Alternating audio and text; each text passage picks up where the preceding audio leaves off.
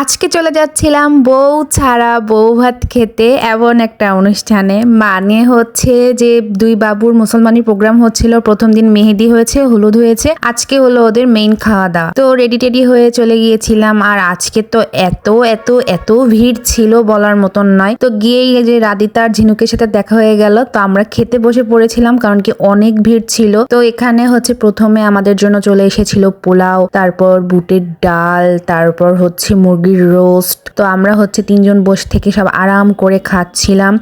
একটু পর চলে আসে হচ্ছে খাসির মাংস, আর সবগুলো রান্নায় অনেক মজা হয়েছিল এই দিন। খাওয়া দাওয়া শেষ করে তো আমি উপরে চলে যাচ্ছিলাম। এখানে ছিল রিধিতা। আমরা একসাথে লিফটে করে যে ভাষার সাথে দেখা করতে চলে আসলাম। ভাষা ওর বাবুকে রেডি করতেছিল। আর এই গিফটটা নিয়ে এসেছিল ভাষা হচ্ছে ওর ভাগ্নের জন্য।